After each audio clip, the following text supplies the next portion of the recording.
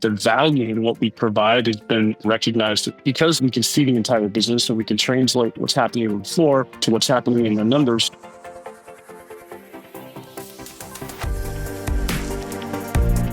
Welcome back to CFO Weekly, where we're talking with financial leaders about how to build efficiency in their teams, create time for strategy, and ultimately get results. This podcast is brought to you by Personiv, the trusted leader in finance and accounting outsourcing for over 30 years. See how Personiv's customized solutions can help you streamline your operations with teams that start as small as one. Visit the website at personiv.com to learn more. I'm your host, Megan Weis. Let's jump right in. Welcome back to CFO Weekly. Today I'm chatting with Devin Weil, the Chief Financial Officer at ShipMonk, one of the fastest growing technology-driven fulfillment solution platforms in the world. With a deep background in finance leadership across organizations like XPO and Carrier, Devin has built his career inside some of the most operationally complex environments in the supply chain and logistics space. His experience spans corporate finance, performance improvement, network operations, and leading teams through transformational change. Today, we'll dive into Devin's journey, explore how CFOs can become catalysts for operational excellence, and unpack the role finance plays in driving performance, efficiency, and strategic clarity in businesses where execution is everything.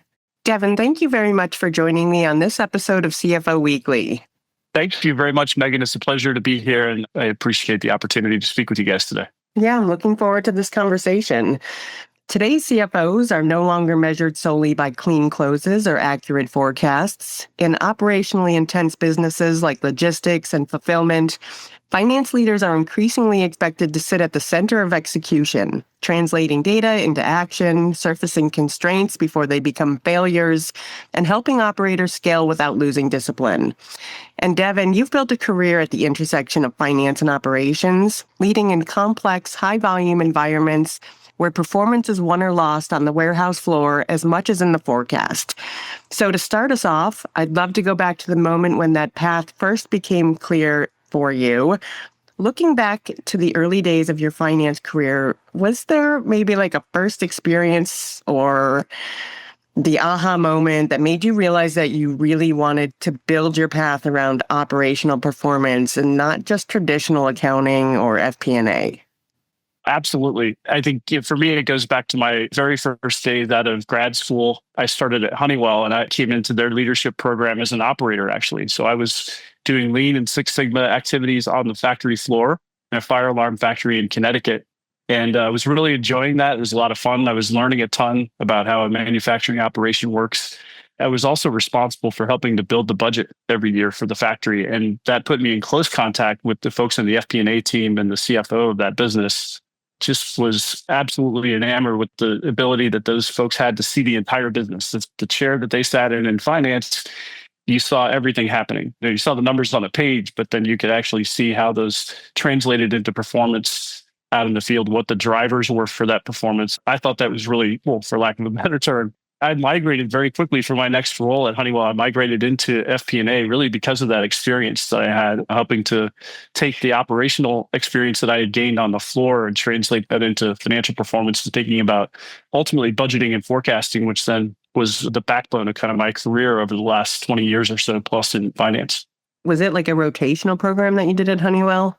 It was, and it was unique because most programs didn't allow you to move around between functions. Most companies didn't. That wasn't something they brought you in as a finance guy and you were going to be a finance guy. And Honeywell's program allowed you to come into one function and move to another, which was really very fortunate for me. I love those types of programs. So that leads naturally to how you design finance teams today. How do you approach building a finance function that not only reports performance, but actively identifies operational bottlenecks and opportunities for improvement across a complex fulfillment network?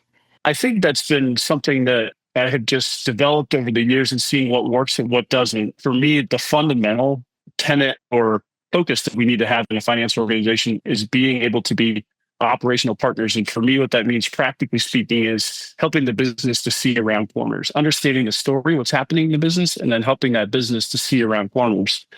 And to me, that means you need to get finance resources as close to operators as you can.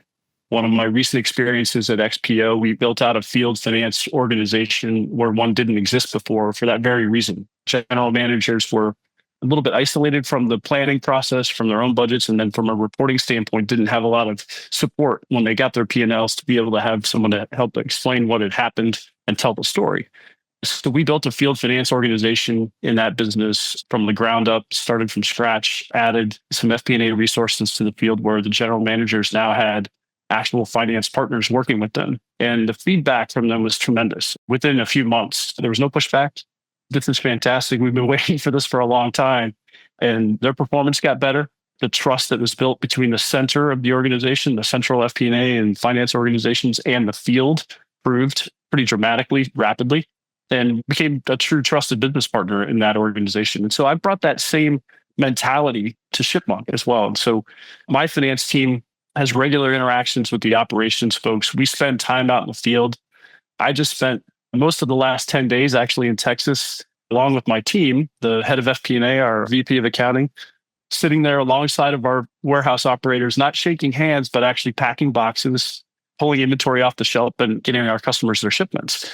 And the advantage to doing that, obviously there's some team building aspect of that and it's good for morale, but it also allows us to really think through what's important for the operators and allows us to be able to better translate the numbers that we're seeing into reality. So it's been something that I've brought forward with me from my previous life, and I think it's made a big difference here at ShipMonk. We're pretty integrated that way. And before we go on, just tell us a little bit about ShipMonk, how they're differentiated, and what it is you guys do. Sure. ShipMonk is a tech-enabled third-party logistics operator providing fulfillment services primarily to direct-to-consumer customers. And we operate 12 locations across the globe, 12 warehouses that range anywhere from 250 to 400,000 square feet, 1,600 employees, and most of those are hourly.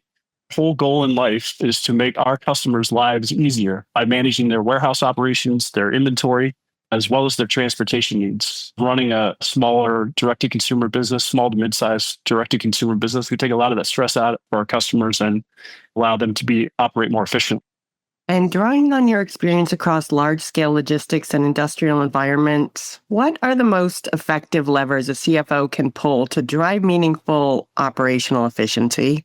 The number one thing for us from that standpoint is understanding what's happening in the individual business and helping to translate the numbers that the team is seeing into things that they can actually do something about. For example, driving KPIs is a big deal for us. I always like to use the example of losing weight. You want to lose weight, you look at just at a number on the scale and you say, I want to lose weight. You set a goal for yourself and you can't get there to that goal by just looking at the scale every day. There has to be a plan underneath that. I'm going to do X amount of exercise each week. My calories are eating certain types of foods. You have to be doing all of those types of things in order to then drive the ultimate number, which is a weight number that you're trying to reach. It's the same way in business. When we set a target, the target is great, a lot of times aspirational, but you have to have a list of KPIs underneath that you're driving every single day and monitoring to make sure that you're actually doing the things that you need to get to that ultimate target that you're trying to reach. And that's what we do here.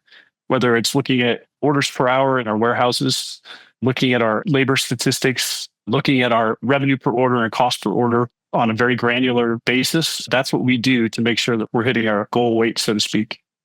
And ShipMonk is expanding. It's adding new facilities, geographies, and capabilities. Each of those come with real execution risks. So how does finance partner with operations to ensure that expansion decisions are both strategically sound and operationally executable? I think at ShipMonk, one of the biggest things that I do, probably my main job on a daily basis, is capital allocation, deciding where we're going to invest our money. And that could be actual CapEx that we're investing in capacity. It could be how we choose to use our development resources that we have. It's a big portion of what we do. We're a tech-enabled company, so software and the development of our software is a big piece of that. And capacity definitely falls into that category as well. So when we think about growing, which we're definitely in growth mode at the moment, when we think about that, we look at what capacity we're going to need to be able to support the customers that we have in the pipeline and the types of customers that we want to service and whether those fit with our core. And for us, the core is everything. And understanding and having a good relationship with the operators allows us to contribute decisions around that from a strategic standpoint. Which customers we bring on board, for example, do they fit with the core? Are they in a vertical that we feel like we've got a really good handle on, that we can service well, make the customer happy, and it's still going to be something that the operators can manage and not just throw a bunch of volume at them and say, go figure it out. We try and be very strategic and selective about which customers we bring on and which ones fit, and make sure that they're in that core of things that we do well. And in a high volume 3PL model, small variances can compound quickly. So what role should the CFO play in creating visibility into unit economics at a granular level, especially in a business with this level of operational intensity? The one thing about ShipMonk, and it's one thing that I really am fortunate to work here for, is that we have a ton of data. We developed our ShipMonk app, which is what our customers use and we use internally to manage our warehouses. We developed that internally, and there is no shortage of data. There's not one thing I can think of that I can't go figure out a way to measure somewhere in the warehouse. And we do everything that we do, whether it's costing on particular customers, particular types of customers, whether it's our pricing and estimation. We do things at a very granular level, and we're able to do that because of the amount of data that we have and the integrity behind that data. As a practical example, when we do our forecasting for our customers, we're able to look at exactly how much it costs us to pick or pack an order for a particular customer, what that's actually costing us versus what we estimated originally, make adjustments to pricing, obviously, off of that. And then we forecast out that customer's volume based on what we've seen and the conversations that we have with them. So our forecast that we do on a monthly basis is a customer by customer revenue forecast. And we're able to do that because of the great data that we have in our ShipMonk app.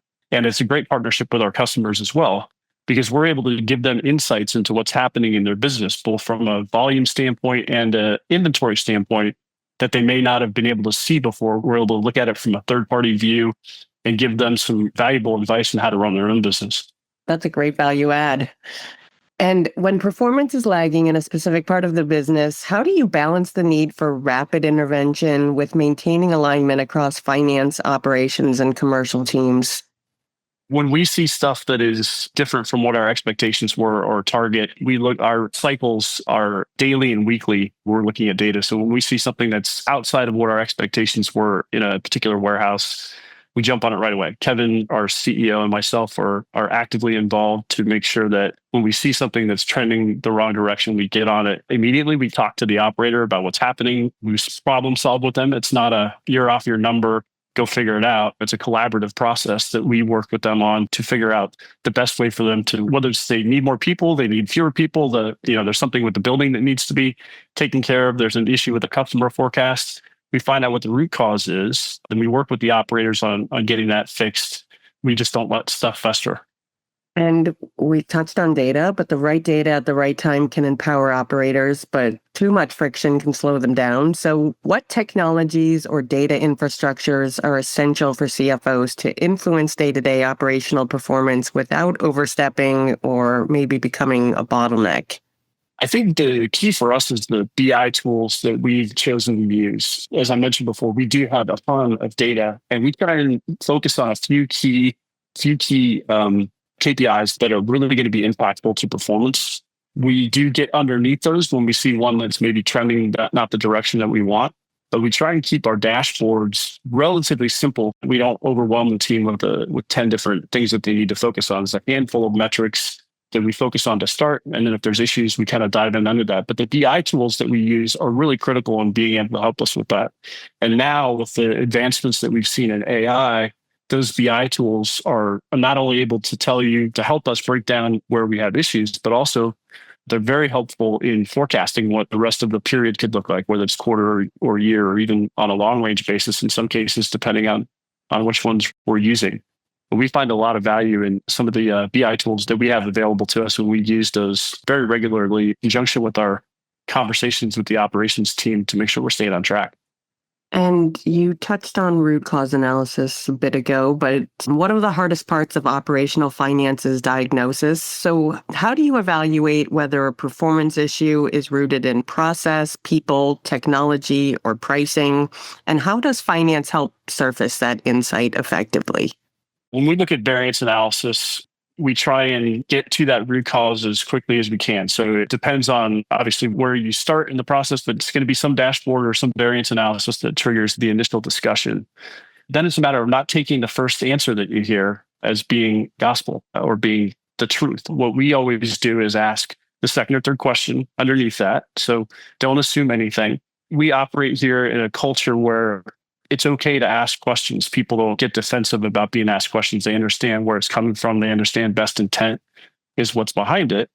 And we pull apart each one of those until we figure out what the issue was. And then we go and address that. I think one of the things that we have seen over the last year or so that I've been here is our customer forecasts are not always super accurate. We have a lot of customers that are still struggle with their forecast, and we have very regular conversations with them, but a lot of it's driven outside of their control by external factors because we're dealing with end consumers. And then taking that and moving that back into a labor hour forecast for a warehouse, for example, you've got a customer forecast, here's what they're saying is going to happen. The reality comes in differently and they've planned differently. And now they've got a variance. Maybe they've got too much labor on the floor versus what they anticipated. Isolating that and saying, did you really manage your labor the right way? Let's look at your underutilized time, for example, in that warehouse versus the number of people that you had. Or was it really customer forecast was really optimistic? And, we need to tone that back going forward from a finance perspective when we put the customer forecast together. I think we take a pretty non-accusatory approach to our root cause, and that the most important thing is getting to the bottom of it and then solving it together as a team. Make the same mistake 4 or 5 times, then that's an issue. But people are going to make mistakes, and we take that into consideration when we do our variance analysis that way. And as you just mentioned, many organizations struggle to connect financial plans with what actually happens on the ground. So how do you ensure that ShipMonk's operators feel true ownership over financial targets while still empowering finance to challenge assumptions and course correct when needed? We do it through a mix of top down and bottoms up. I will say that I've seen it every possible way you can think of over the years where we're only going to do top down plans or we're only going to do bottoms up plans. And we use a hybrid at ShipMonk where we've got a target in mind that we're trying to go after. And then we work with the operators to develop the best scenario we can to get to that target from the bottoms up.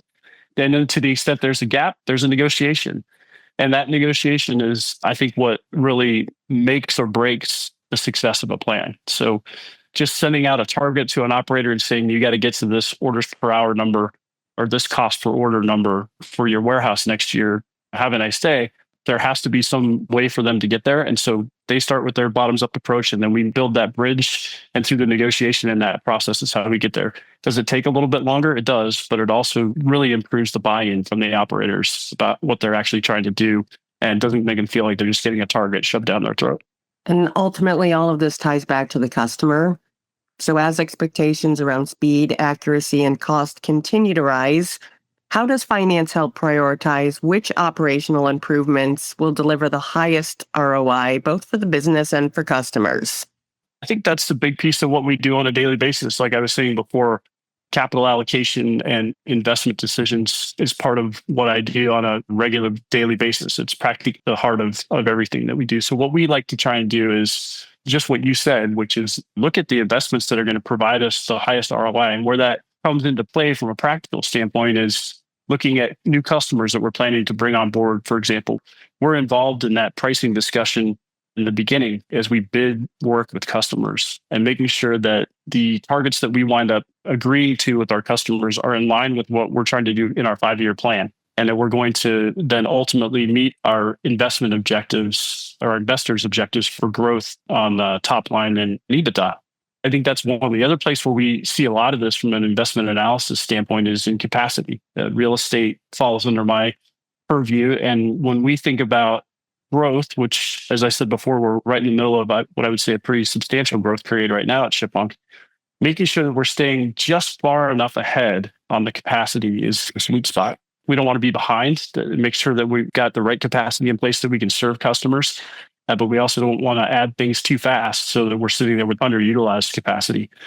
So that's really where we play an important role, getting the right capacity from a pricing standpoint, rent amount that we want to pay for a particular location, and making sure that it's placed at the right time and it's going to support ultimately our margin objectives and for us to continue to stay profitable. And we've talked a lot about finance as an operating partner, from diagnosing performance issues to shaping expansion decisions and aligning teams around execution. So to close us out, I'd love to look forward. Looking ahead, what defines the future-ready CFO, both in terms of critical new skills and mindset? It's evolved over the years. When I first came into this function 20 plus years ago, a lot of CPAs, it was making sure that the books and records were accurate. And FP&A was kind of there just to keep the little bit of a guardrail in, I guess, on where the company was headed. That's changed a lot now. I think just with leaner organizations in general, so I think you're expected to do more.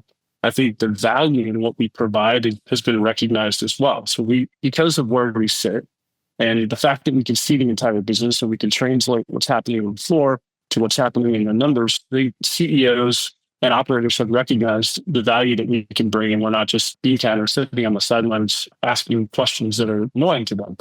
We get involved.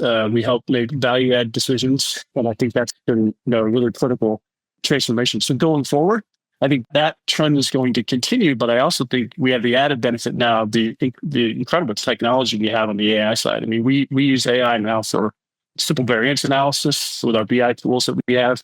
We use it for top-level forecasting. Devin, thank you so much for your time today. I appreciate you being here to share your insights with us. Great. Yeah, it was my pleasure. I really enjoyed speaking with you, Megan, and look forward to hearing how this comes out. To all of our listeners, please tune in next week. And until then, take care. You've been listening to CFO Weekly, presented by Personiv. Please subscribe wherever you get your podcasts to hear all of our episodes. Want to learn more? Check out Personiv.com. Thanks for listening.